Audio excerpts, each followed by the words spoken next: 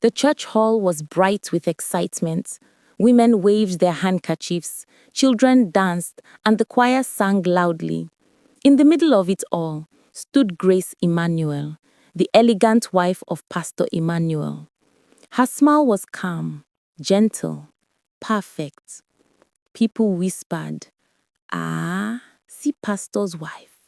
She's an angel on earth." Nothing shakes that woman, but they did not know the truth. Behind her glowing face, Grace's hands trembled. Her heartbeat raced. Her throat felt dry. She had not taken her pill since morning and her body was fighting. As soon as the service ended, she hurried toward the pastor's office. "Madam Grace, you forgot your Bible," one woman shouted. Grace forced a smile. "Thank you, my dear. God bless you." She collected the Bible and rushed out. She felt a pair of eyes following her. She turned. It was Sister Amaka, her close helper. She smiled too widely. "Safe trip home, ma," Amaka said. "Thank you," Grace replied. "Try not to look nervous." Grace entered her car, locked the doors, and exhaled shakily.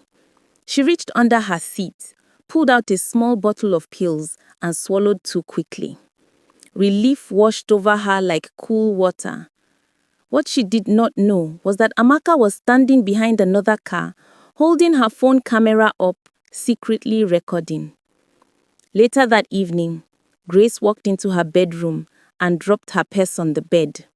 Suddenly, her phone vibrated. Unknown number. "I saw what you did today." Grace froze. Her heart stopped for a second. Her hand shook as she opened the message again. "You are not as perfect as they think you are."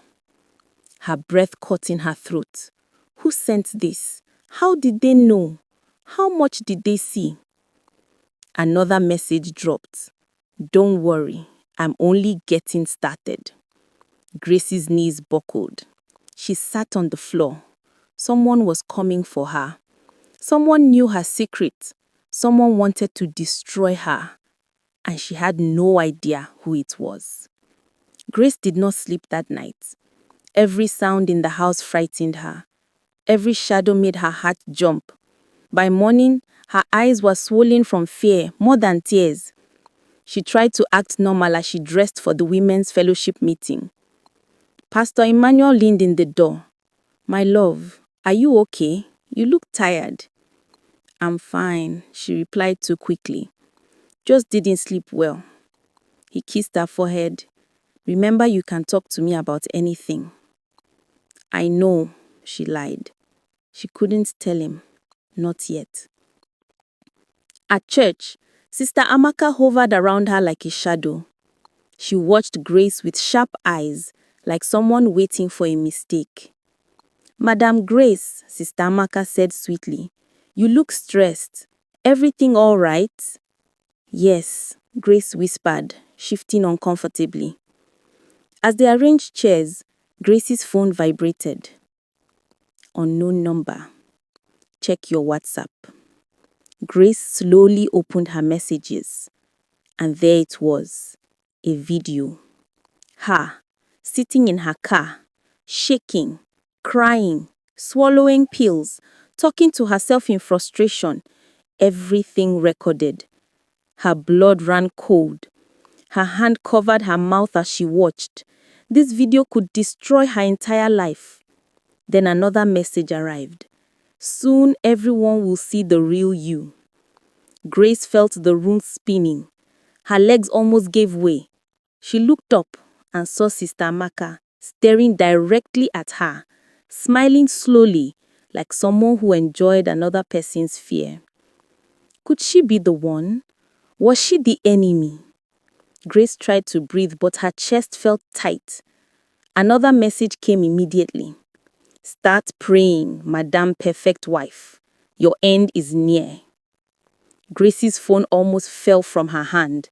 Someone didn't want to hurt her quietly. Someone wanted to ruin her, and they were not stopping. Grace became a shadow of herself. She jumped at every notification, She avoided people. She barely touched her food. Pastor Emmanuel noticed.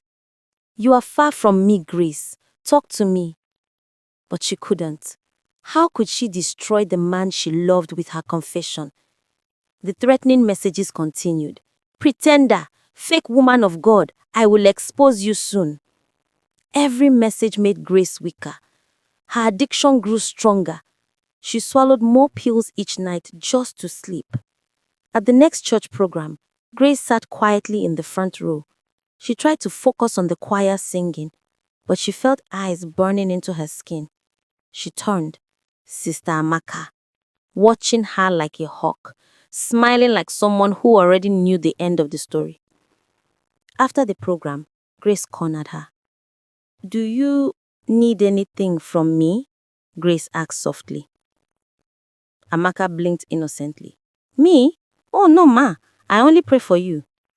But her smile was too sharp, too dangerous, too knowing.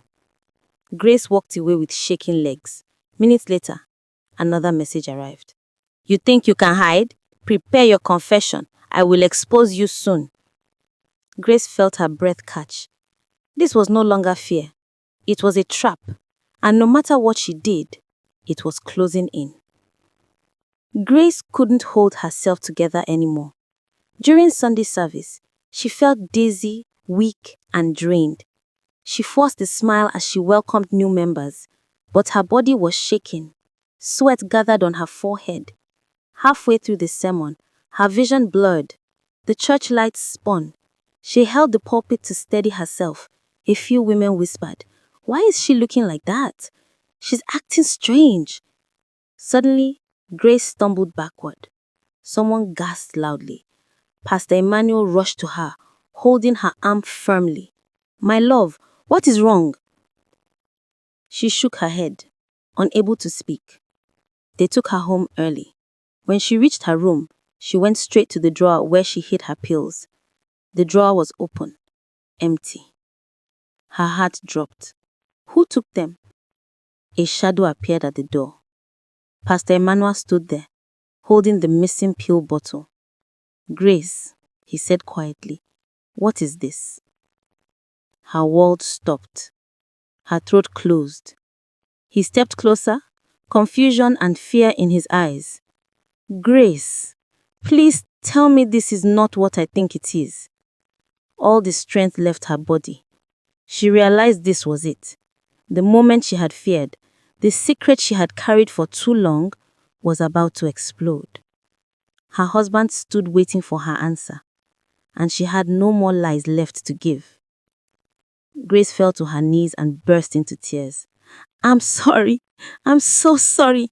I've been addicted for months. I didn't know how to stop. I didn't want to disappoint you or the church." Pastor Emmanuel knelt beside her and hugged her tightly. "Grace, why didn't you tell me?" he whispered, tears in his eyes. "I was ashamed. Everyone thinks I'm perfect." He held her face in his hands. "I don't need a perfect wife. I need you." That single sentence broke her completely. She told him everything, her stress, her loneliness, the pressure of perfection, and the messages. Immediately, Pastor Emmanuel called an emergency meeting with the leaders. Before Amaka could expose the video, Grace walked onto the altar, trembling, and said, "I have sinned. I have struggled with addiction. I am not perfect. I need help." The church was silent. Some gasped, some cried. Many were shocked. Then Sister Amaka jumped up. "I have evidence. See the video. This is your perfect pastor's wife." But something unexpected happened. The church didn't praise her. They turned on her. One elder said, "Why would you record her suffering? That is wicked." Another woman added, "You should have helped her, not try to disgrace her." The congregation murmured angrily. Amaka's face melted in embarrassment as everyone saw her true intention, jealousy and wickedness. Pastor Emmanuel stepped forward and held Grace's hand. "This altar is for healing, not for shame." Grace cried as church members surrounded her, praying, supporting, forgiving. The burden that had destroyed her for months finally lifted. She began counseling and entered a recovery program. Slowly, she healed. Her marriage grew stronger. Her faith grew deeper. Her life became real. Not perfect, but honest. No one is perfect. Pretending destroys, but honesty heals. Jealousy blinds the heart, but mercy restores. When you confess your weakness, God begins your healing. Thanks for watching. Every story carries a lesson. Don't miss the next one. Subscribe and join our storytelling family.